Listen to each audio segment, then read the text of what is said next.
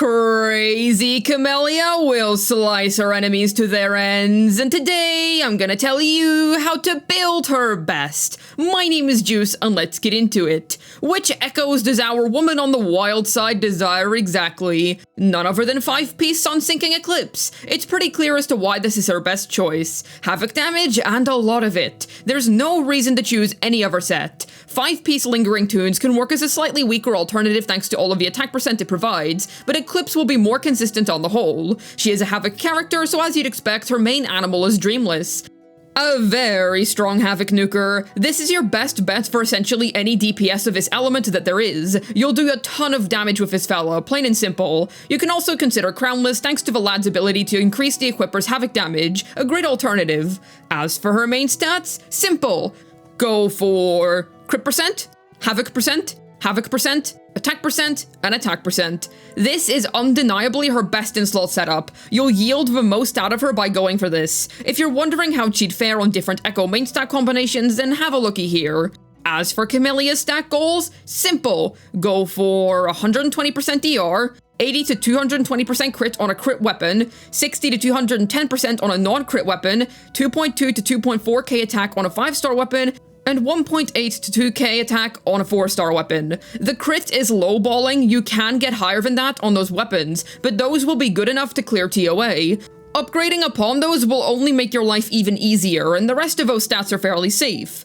Echoes at this point in the game are really straightforward. The abilities aren't particularly complex, so it's rather simple to put 2 and 2 together in regards to which sets work and which don't. Naturally, this crazy pants needs a good weapon to do her pruning. What'll she be using? None other than Red Spring. This was tailor-made for her kit, offering her everything she needs in order to dominate content. Basic attack and attack percent galore alongside some incredible 5-star stats. Obviously her best in slot choice. Your second best bet would be Blazing Brilliance. While there's no basic percent present here, there is indeed attack percent alongside 5-star tier stats. Good secondary option. Emerald of Genesis is not a bad choice either, simply by virtue of it providing attack percent and 5-star tier stats. Good stuff. Somnoir Anchor will be your best 4-star bet if you have none of the 5-star options, offering a tidy amount of attack percent and crit rate. Fantastic weapon option for sure. This is her definitive best in slot free-to-play choice, assuming that you don't have access to Genesis. Other options are not going to be as reliable as the ones that I've already listed.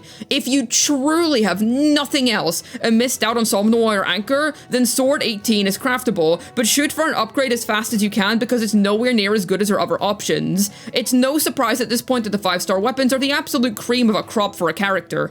But Somnoir Anchor is a really solid alternative, so don't feel intimidated. Your damage will still be very high even on a 4-star option because of how potent she is.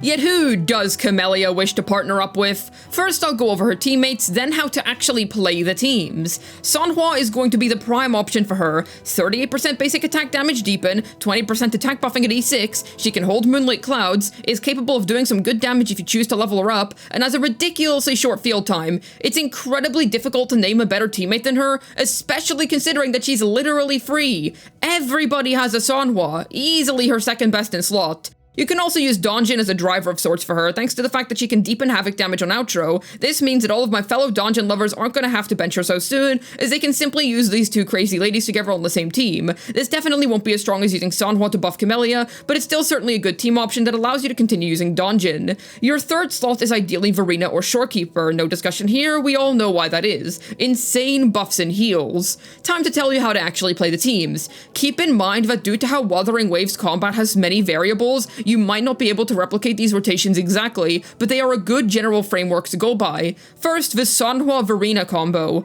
Basic attack on anyone, swap to Verena, Verena B5, Verena E Echo Alt, jump aerial ×2, Sanhua intro, Sanhua E Alt heavy, swap to cancel, Echo, swap to Sanhua, Echo, Camellya intro, Alt, skill, basic until Concerto full, skill, basic until buffs run out.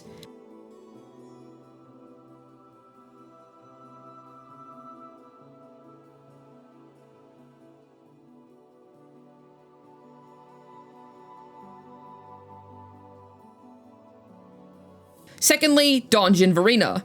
Basic attack on anyone, swap to Verena, Verena B5, Verena E Echo Alt, jump aerial ×2, Donjin intro, Donjin EE, swap to cancel, Echo, swap to Donjin, Alt, B3 EEE, Heavy, Echo, Camellya Intro, Alt, Skill, Basic until Concerto full, Skill, Basic until buffs run out.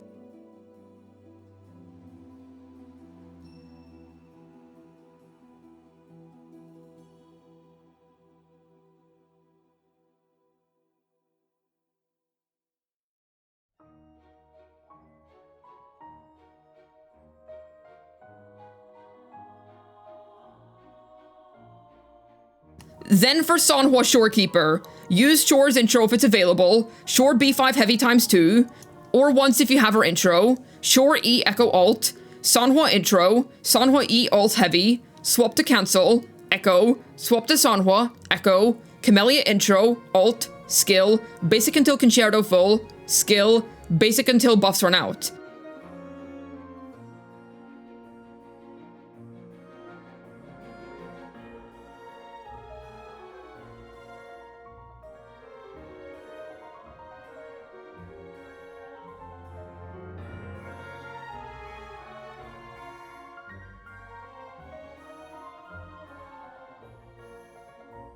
And finally, now for Donjin Shorekeeper. Once again, use Shore's intro if it's available.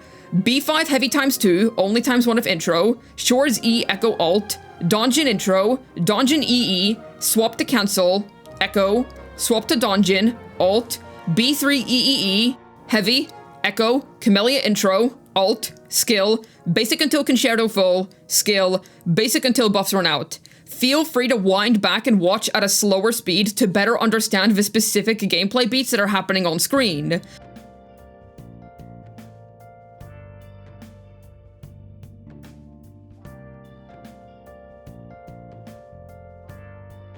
Yet how does this crazy woman work? Well, her basic attack will deal 5 Havoc strikes to the enemy. If you hold her normal attack after her stage 3 basic or after she does her pruning heavy attack, she will continuously strike the target with Havoc damage. Her skill will convert her into the Blossom state, and any damage she does is still considered basic attack damage. She consumes stamina consistently to stay entangled in her vines, and all of her previous attacks get converted to suit her new stance. But to cut the Yapfest down, you'll still be doing Havoc basics at the end of the day. This state ends either after you've run out of stamina, or after you've cast either Floral Ravage or Levitator. As for her ult, it's incredibly simple. She throws herself up into the air and deals continuous Havoc damage to all of the enemies around her. Simple as that. Her intro skill will simply attack the target, dealing Havoc damage, nothing much to add here. Her outro skill will deal some even fancier Havoc damage to your enemies, while also enhancing her next outro to deal even more damage. Her Forte circuit's main functionality is to serve as the stamina counter for her mid-air vine attacks, while also massively buffing her damage. It increases the damage multiplier of her Vine abilities, while also completely preventing any energy generation from being able to occur during her Vine state.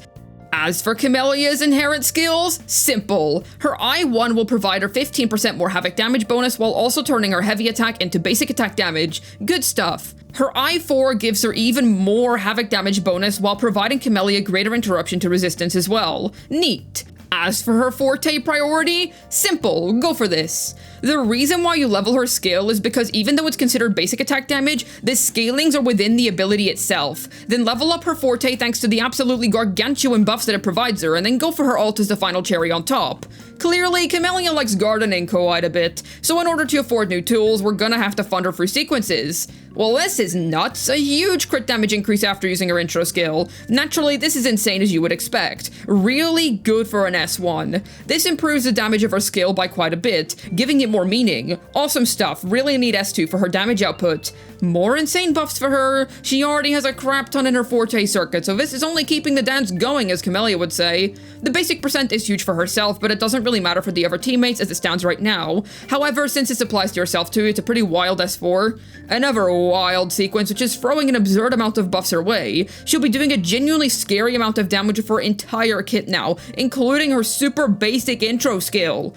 Well, looks like we've hit the absolute cream of the crop when it comes to Wuthering Waves Eidolons. This is undeniably the best S6 in the game. If you're a whale that wants to beat the game with their eyes closed, or if you're somebody that's not bothered to play her correctly but still wants to clear, you're gonna get results with a capital R when choosing this sequence to act as your savior. Insane stuff, really, just like her. Wow.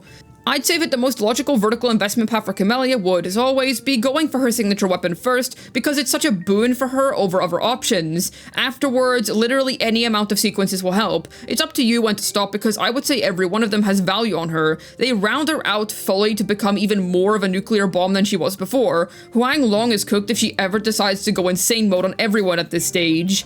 Camellya is an insane unit, not just mentally, but on the battlefield as well. Incredibly impressive performance, but that was to be expected considering that she's been hyped up from the very launch of the game. We've all been waiting a very long time to see how she'd turn out. Lo and behold, she's a freaking SS plus tier DPS. However, I do think that you should seriously consider whether her movement style in combat is something that you would actually enjoy using. It's incredibly different compared to every other character due to how restrictive her movement is in comparison to every other unit in the game. This could potentially be a massive turnoff for you, so make sure to extensively play her trial before deciding whether she's for you or not, unless she's your absolute top waifu and you swore to get her no matter the cost. Either way, an impressive character for sure. I look forward to seeing how she continues to evolve into the current meta. We'll have to wait and see if her interesting gameplay is going to be more of a blessing or a curse in the future. But what do you think of Camellya? Did she meet your expectations or is she somewhat of a disappointment? Do you have faith in her future? Let me know down below in the comments. I'd love to hear your thoughts.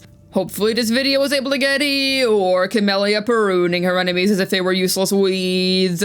This has been Juice, signing out, and I want you to hold my hand as I say this, okay? You can't fix her!